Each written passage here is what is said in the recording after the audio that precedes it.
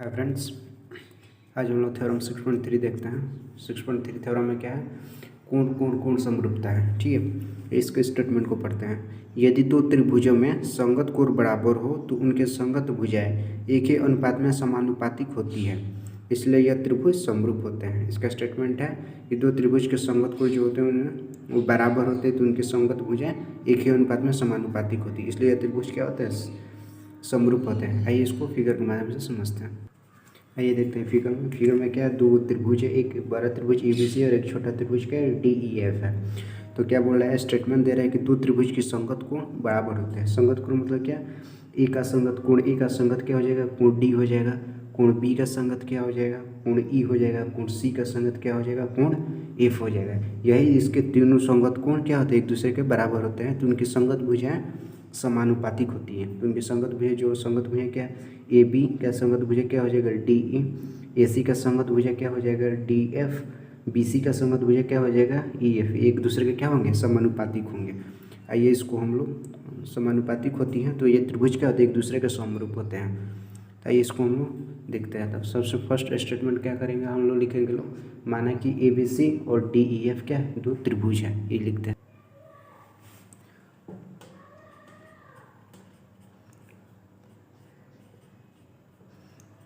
माना कि ABC और DEF दो त्रिभुज हैं,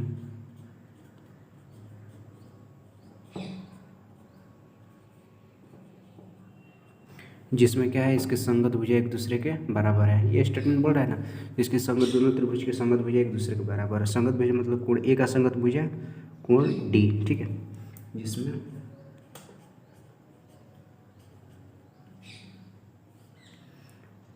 कोण A बराबर, कोण A किसके बराबर है, कोण D के। संगत कोण के तो कोण D, कोण A बराबर कोण D कम, कोण B किसके बराबर है, कोण C के बराबर है। कोण B बराबर कोण C, और कोण C सॉरी कोण E, कोण B किसका संगत है, E क्या है, तो E हो जाएगा। और C किसके, C का संगत कोण कौन सा है, तो C का है F है, ठीक है। तो कोण C बराबर क्या हो जाएगा, कोण F है। तो सिद्ध क्या करना है,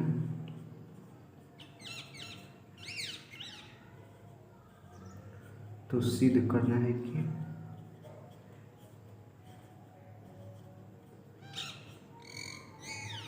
तो सिद्ध करना है, क्या सिद्ध करना है, तो सिद्ध करना है कि त्रिभुज ABC और त्रिभुज DEF क्या एक दूसरे के समरूप हैं, ठीक है। कोण ABC और कोण DEF क्या है, समरूप है।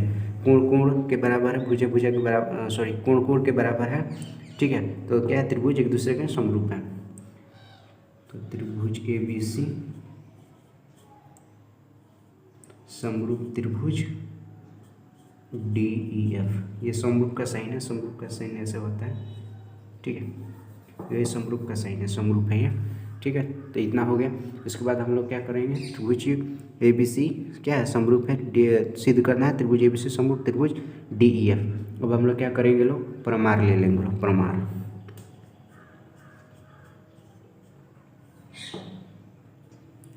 प्रमाण में क्या हो जाएगा, प्रमाण में क्या कर लेंगे लोग हम लोग कि AB जो भुजा है, AB भुजा DE भुजा के क्या है, बराबर है, एक मान लेंगे लोग।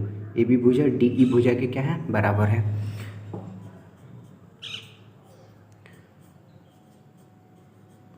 मान लिया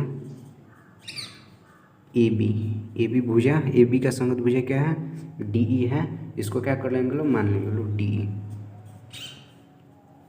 ठीक है। AB बराबर DE, ठीक है। और इसके बाद क्या दिया है, ये इसका कोण, संगत भुजा क्या है, संगत कोण क्या है, बराबर है, जिसमें कोण A और कोण D क्या है, बराबर है। तो किसको लिख लेते हैं लोग, कोण A बराबर कोण D क्या है, इसको स्टेटमेंट में दिया गया है ना कि संगत कोण क्या होते हैं, एक दूसरे के बराबर होते हैं। तो कोण A और कोण D, कोण A का संगत भुजा कोण D क्या है, बराबर है। ये कहाँ से है, तो स्टेटमेंट से है, तो दिया है, लिख देते हैं, दिया है,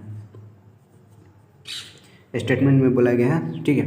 उसके बाद अब क्या करते हैं, एक स्टेप और लिख लेते हैं, AB बराबर DE, AB बराबर